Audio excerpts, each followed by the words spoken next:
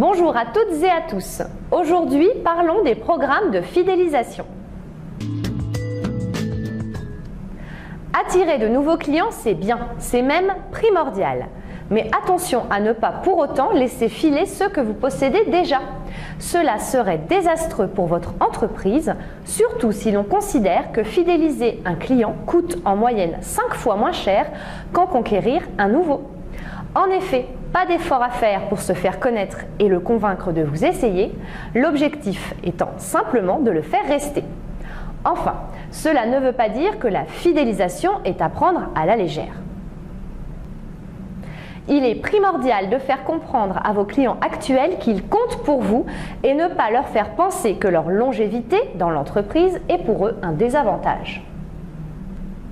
Prenons l'exemple des opérateurs de téléphonie ou fournisseurs de chaînes TV qui mettent en place des offres réservées aux nouveaux clients alors que les anciens paient le tarif plein toute l'année. Il faudrait au contraire remercier les clients actuels, d'autant plus lorsqu'il s'agit d'abonnés annuels et tout faire pour les conserver. Les programmes de fidélité sont le plus souvent matérialisés par une carte de fidélité. Divers outils viennent ensuite informer le client des privilèges dont il bénéficie. Email, courrier, SMS, etc. Suivant les entreprises, il peut y avoir un programme de fidélité unique. Par exemple, en grande surface, il existe une carte de fidélité unique avec un seul niveau d'avantage. Ou des programmes multiples qui récompensent davantage les clients les plus fidèles en termes de fréquence ou de volume d'achat, comme dans les parfumeries ou les compagnies aériennes où un client premium a droit à des récompenses plus importantes.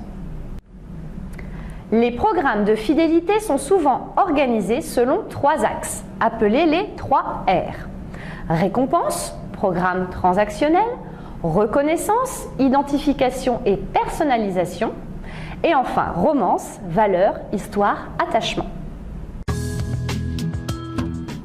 Mettre en place un programme de fidélité est un excellent moyen pour retenir ses clients, créer un lien privilégié et une relation avec vos clients, les réactiver, les faire monter en gamme ou les faire consommer davantage. En effet, plus ils consomment, plus ils ont de points de fidélité ou de réduction, donc plus ils sont tentés de consommer à nouveau pour utiliser leurs avantages.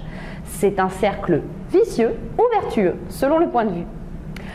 Conquérir de nouveaux clients, ces derniers savent qu'ils ont tout intérêt à devenir vos clients plutôt que d'aller chez vos concurrents, car chez vous, les clients sont bien traités et bénéficient d'avantages réguliers. Récolter des données, contacts ou comportements d'achat. Il est important de savoir ce qu'attendent vos clients. Un suivi ou une relation privilégiée, des prises de contact permettant de savoir comment ils vont et si les produits leur conviennent, comme le font certaines banques, ou encore des courriers à l'image de ceux envoyés par Costa Croisière à tous leurs clients après le naufrage du Concordia pour les rassurer et les remercier de maintenir leur confiance à la marque. Des offres régulières sur le prix, des récompenses en fonction de leur régularité d'achat, de la reconnaissance, etc., etc. Suivant le secteur, les pratiques sont différentes. Généralement, les compagnies de transport, ferroviaires ou aériennes, offrent des points, plus connus sous le nom de miles, échangeables contre des voyages par exemple. Cela les incite donc à consommer davantage pour utiliser leurs points. Les commerces locaux, type coiffeurs, salons de beauté ou encore restaurants, offrent des prestations gratuites ou des réductions au bout d'un certain nombre de visites. Par exemple, la 10e coupe de cheveux offerte. Les grandes surfaces, en revanche, ont pour la plupart mis en place des programmes de fidélité grâce auxquels un pourcentage de réduction est systématiquement accordé aux porteurs de la carte de fidélité pour l'achat d'un produit de marque de distributeur. Parfois, ce pourcentage est cumulé en cagnotte sur la dite carte de fidélité et permet une réduction lors d'un achat ultérieur. Avec la crise, les gens recherchent de plus en plus les bons plans. Les programmes de fidélisation sont une façon de leur offrir ce qu'ils attendent. Offrir des réductions est une excellente chose. Mais attention aux programmes de fidélité fantômes qui n'apportent pas de réel intérêt et qui ne sont qu'un moyen pour les enseignes de collecter de la donnée. Ces types de programmes sont peu appréciés. Un client qui présente sa carte à chaque passage sans jamais bénéficier d'aucune offre se lassera. Si la concurrence, en revanche, lui offre des réductions en échange de sa fidélité, il y a de grandes chances qu'il se détourne de vous. Attention aussi à ne pas tomber dans l'excès et mettre à perte des sommes faramineuses dans les programmes de fidélité. En effet, il s'agit d'un investissement. Vous financez des réductions et des cadeaux à vos clients, non pas juste parce que vous les aimez bien, mais parce qu'en retour, vous souhaitez qu'ils continuent à acheter chez vous. Dans la même idée, vous n'allez pas rembourser à chaque fois 100% des achats de vos clients pour les fidéliser, sinon vous ne gagnerez pas d'argent.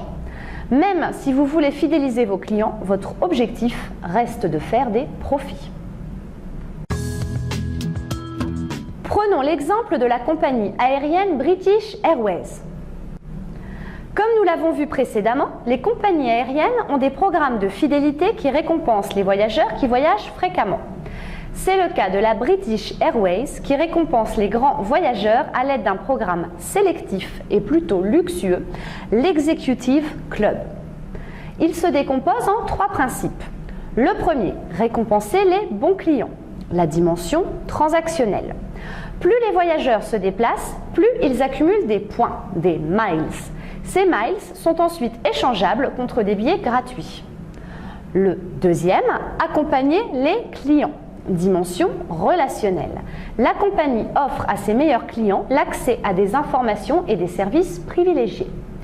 Ils reçoivent régulièrement des emails les informant des modifications d'horaires, de fréquences ou des ouvertures et fermetures de lignes.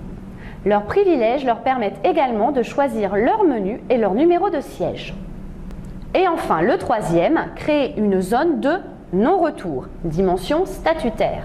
Les meilleurs voyageurs obtiennent des statuts privilégiés, Silver ou Gold, grâce auxquels ils accèdent à des services VIP. Priorité sur les listes d'attente, comptoir d'enregistrement réservé, salon privé, suppression des attentes dans les halls bondés, etc., etc. Ces services supplémentaires offrent un vrai confort dont les hommes d'affaires ont du mal à se défaire. Il vaut donc mieux pour eux tout faire pour rester clients privilégiés et éviter toute infidélité à la compagnie. En effet, une baisse de la fréquence de voyage pourrait d'office les déclasser et leur faire perdre leur statut de VIP. La compagnie réussit donc à fidéliser ses meilleurs clients en leur offrant d'une part des avantages à être fidèles, mais également en leur apportant un risque à la quitter. Voilà, c'est terminé pour aujourd'hui. N'oubliez pas que cette vidéo est un tuto marketing qui a pour but de vous initier à la démarche marketing et qui par conséquent n'est pas complet. Donc comme d'habitude, pour toute question, n'hésitez pas à les poser en dessous de la vidéo. Et pour toute prestation marketing, à nous contacter directement. À jeudi prochain!